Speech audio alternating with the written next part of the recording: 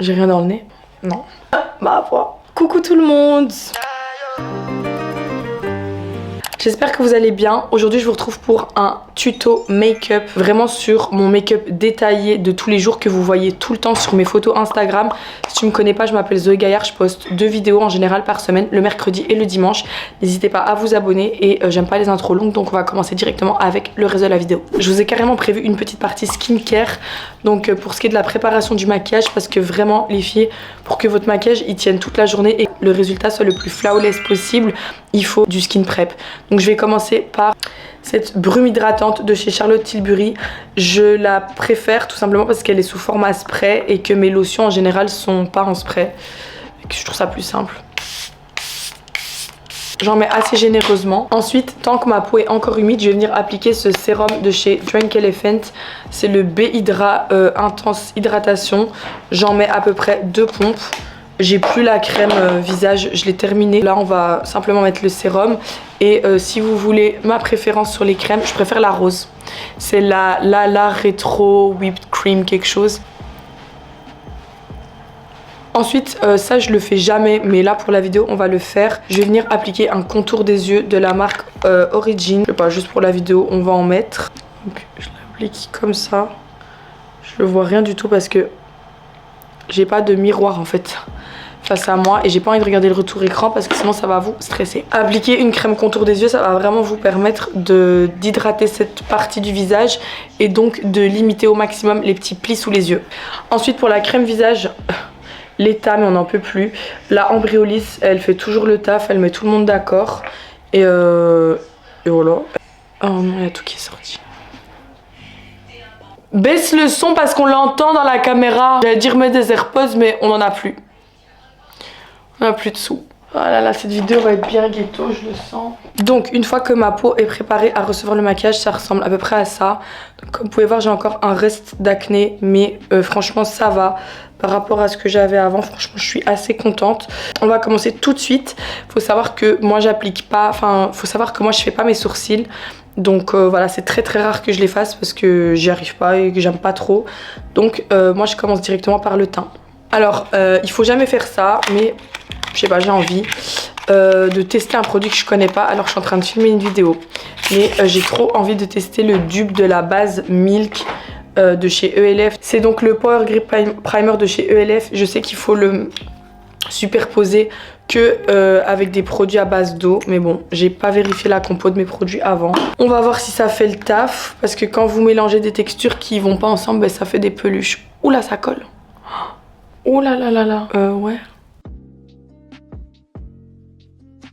On va enfin pouvoir commencer avec le maquillage. Je vais venir appliquer la CC crème de chez Herborian que j'ai en teinte claire. C'est le seul produit maquillage que j'applique dans un premier temps au doigt. Parce qu'en fait quand elle sort, elle est blanche. Et donc ma teinte, c'est la teinte claire. Ce qui est dommage, je trouve, c'est qu'ils ont très peu de teinte Herborian. Mais je suis sûre qu'ils doivent taffer là-dessus parce que le produit il est excellent. Mais malheureusement comme il n'y a pas beaucoup de teinte, ben, je pense que ça doit empêcher certaines personnes d'acheter le produit parce que bah ils retrouvent pas leur teinte. J'ai toujours rêvé de dire ça, mais j'ai d'ailleurs un code promo pour vous, c'est incroyable. C'est pas du tout sponsorisé par Herborian, mais j'ai quand même un code promo pour vous. C'est Zoé20 et vous avez 20% sur le site français et belge hors promo et vous avez la livraison offerte. Je la kiffe. En gros, je vais estomper ici comme ça, peut-être que vous allez mieux voir. Elle est blanche et vous voyez quand je la masse dans le visage, elle commence doucement à se pigmenter. Et en fait c'est un produit qui allie soin et make-up, ce qui fait que moi pour mon acné c'est parfait. Elle est enrichie en Centella Asiatica, mais vu qu'en fait j'ai mis un petit peu d'auto-bronzant il y a quelques jours, c'est un peu clair niveau teinte, mais quand j'ai pas d'auto-bronzant et que j'ai ma peau d'hiver c'est parfait. Mais c'est pas grave, on va venir recorriger avec du bronzer, etc. par la suite. Donc c'est pas dramatique. Ensuite, vu que j'ai estompé au doigt, pour venir flouter le tout, je vais venir utiliser une éponge pour vraiment bien fondre la matière. Je vais vous donner d'autres exemples de fond de teint que j'aime beaucoup. Comme ça, si vous avez le même type de peau que moi, bah, peut-être qu'ils vont vous convenir. À savoir que moi, j'ai une peau normale à mixte. C'est-à-dire qu'elle est ni très sèche, ni très grasse. Mais comme tout le monde, j'ai un peu des ailes du nez grasses. Et là récemment bah, j'ai de l'acné, mais sinon en temps normal j'en ai pas. C'est de l'acné qui est hormonal. Et donc en fond de teint que j'aime beaucoup, il y a le All Hours Foundation de chez Yves Saint Laurent. Et ma teinte c'est la teinte MN4. Et sinon j'aime beaucoup le Beautiful Skin de chez Charlotte Tilbury et ma teinte c'est la numéro 5. D'ailleurs il faut que je me le rachète. Franchement je pense que ce sont mes 3 fonds de teint préférés en prix assez élevé. Je pourrais vous faire en vrai un tuto make-up avec des petits prix. Parce que clairement, je trouve qu'il y a des produits où on n'est pas obligé de mettre un prix de ouf pour avoir un beau résultat. Ensuite, je vais venir passer à l'anti-cerne. Je suis désolée, il est dans un état lamentable. En fait, hier, j'étais à Amsterdam et je l'ai laissé ouvert sans faire exprès. C'est le Huda Beauty. La teinte, c'est Royal Icing. Mais ma teinte à moi, c'est meringue. Mais j'ai perdu mon anti-cerne. Donc, en attendant, je vais venir utiliser celui-là. Ça, c'est mon anti-cerne préféré. J'ai acheté le Shape Tape de chez Tarte pour tester parce que il a eu sa place quand même dans le YouTube game pendant des années. Et en fait je le déteste cet anti-cerne, je ne le cesserai de le dire. Je le trouve hyper asséchant alors que j'ai pas spécialement le contour de l'œil sec. Je trouve qu'il marque beaucoup les plis, il est pas naturel, il est difficile à travailler. Le Huda Beauty c'est tout son contraire. Il est certes un petit peu moins couvrant que le Shape Tape, au moins vous avez pas un résultat cakey. Donc voilà, l'anti-cerne, je viens tout simplement l'estomper à l'éponge, comme ceci. Et vous pouvez voir qu'il apporte de la lumière. Il est peut-être un chouïa trop clair, mais il me va aussi bien que la teinte meringue. Si vous avez à peu près la même carnation de peau que moi, bah, vous pourrez vous référer.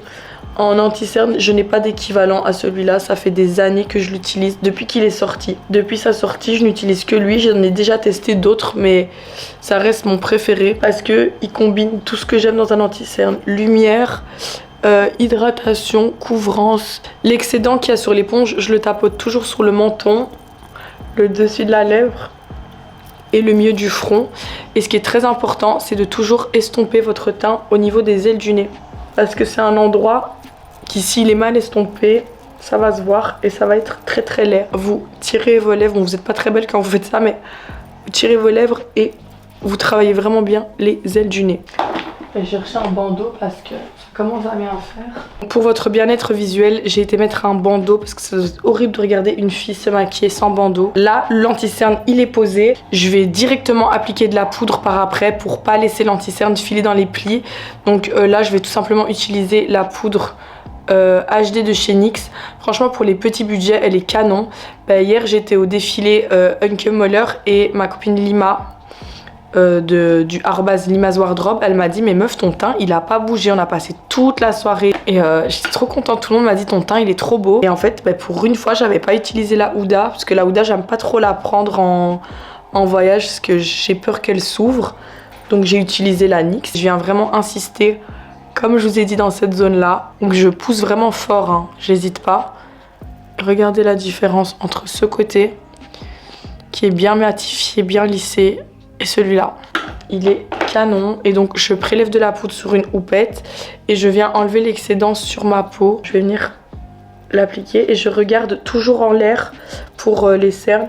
Ça permet de limiter encore une fois ces fameux plis sous les yeux que tout le monde déteste. Et cette poudre est canon. Franchement, elle a rien à envier aux poudres les plus chères, je trouve. Il faut juste l'appliquer à la houppette. Pareil pour le menton. Je suis désolée, il y a le soleil qui arrive.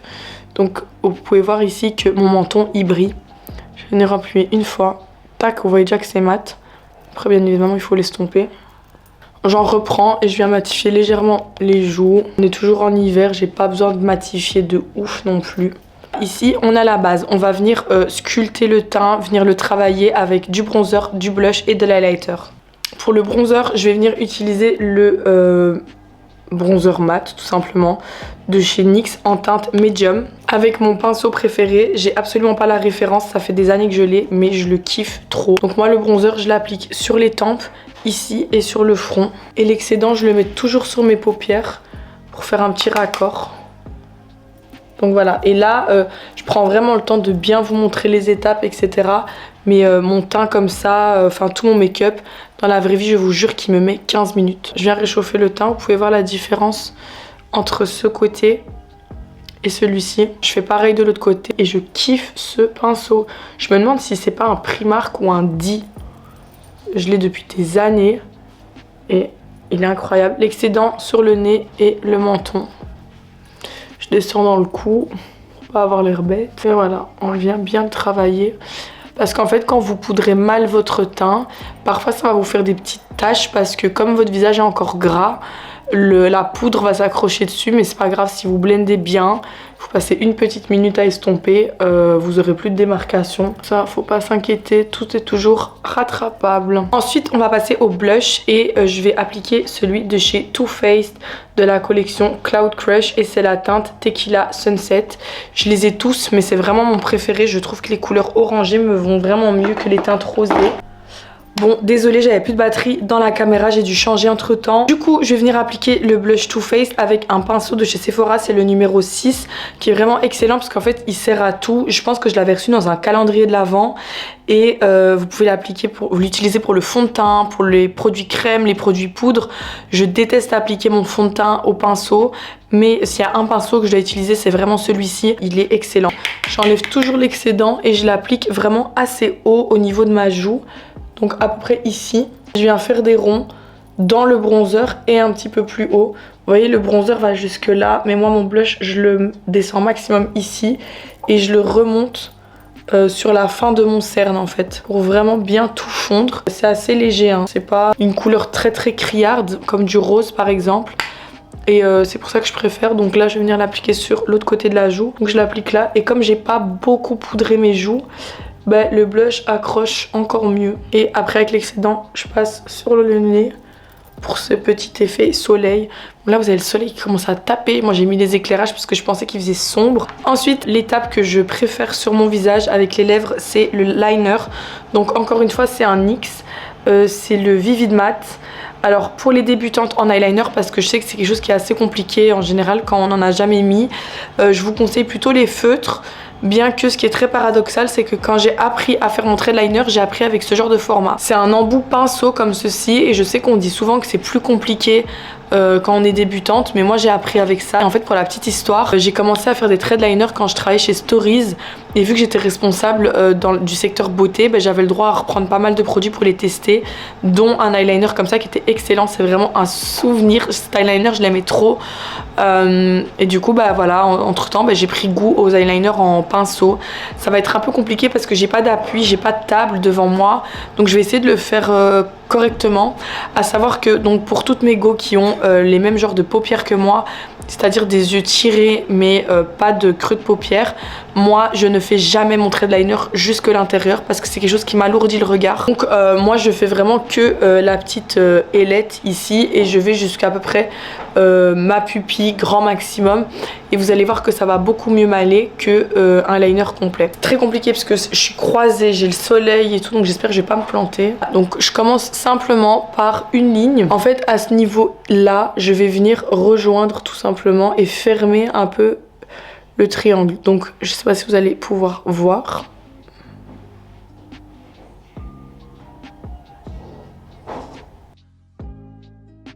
Bon, mon eyeliner a séché malheureusement, donc on va repartir sur le Rare Beauty, qui est très bien aussi, même s'il a tendance à un peu couler, c'est pas grave.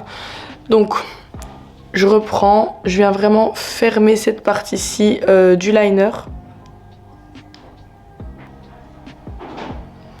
Voilà, donc ça donne à peu près ça. Je suis désolée, c'est pas le liner de l'année, mais bah voilà, c'est un peu compliqué pour filmer, parler et tout en même temps. Mais moi, ce qui me va le mieux, comme vous pouvez voir, c'est des eyeliners qui sont relativement droits. Les eyeliners arrondis, ça ne me va pas. C'est pas quelque chose qui me flatte le regard. Donc je vais faire pareil de l'autre côté. Voilà, donc là, on a le liner. Ensuite, pour les lèvres, mon crayon vraiment préféré, c'est le 36 de chez Kiko. J'aime aussi beaucoup le crayon Stone de chez MAC. C'est des teintes qui sont marron, très froides. Mais il est en bas, j'ai la flemme, donc là je vais juste prendre un fard à paupières marron de ma palette et je vais venir tracer le contour de mes lèvres au fard à paupières tout simplement. Je prends un pinceau biseauté et vous allez voir que sur mon visage, les lèvres, ça va tout changer.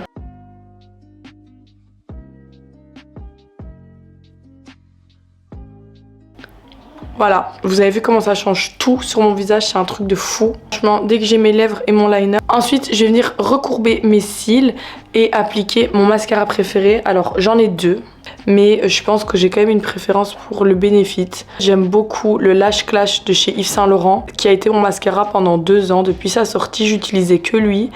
Et ensuite, un jour, j'ai découvert le Bad Gal Bang en waterproof, attention, de chez Benefit. Pourquoi je vous dis waterproof? Parce que si vous avez les mêmes cils que moi, à savoir des cils qui sont très droits, les asiatiques, on a toutes des cils comme ça, et je sais qu'il y a des Renois aussi qui ont la même problématique. Si vous n'achetez pas un waterproof, ça ne tiendra pas la courbure toute la journée. Comme ça, vous savez, ça c'est un fait. Je les recourbe bien. Parce qu'aujourd'hui, je vais pas mettre de faux cils. Et je vais venir appliquer mon mascara. Ce mascara Benefit, je sais pas comment vous avez fait, mais moi qui ai des cils très compliqués, je vous jure qu'il est canonissime. Donc je vais en mettre que sur un œil. Alors le résultat va pas être waouh, parce que moi j'ai vraiment des cils horribles. Ils sont très cassés, très fins, enfin c'est des cils asiatiques, vous voyez. Mais il faut se dire que pour la base de cils que j'ai, c'est le résultat après une couche. Comme vous pouvez voir, ça les a bien allongés, ça garde bien la courbure et la courbure va rester comme ça toute la journée. Donc vraiment, il est magnifique ce mascara. J'en applique 2 couches bien sûr, mais voilà, comme ça vous avez déjà une première idée. Un autre mascara que j'aime beaucoup aussi, c'est le Fenty. Il s'appelle Hella Thick. Il est à moins de 20 € et il est excellent aussi, mais vu qu'il n'est pas waterproof, il ne tient pas la courbure et moi c'est vraiment ce que je recherche le plus.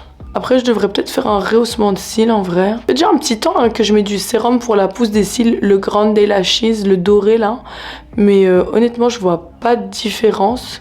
Pourtant je suis quand même assidue. Bon, je le mets pas tous les jours.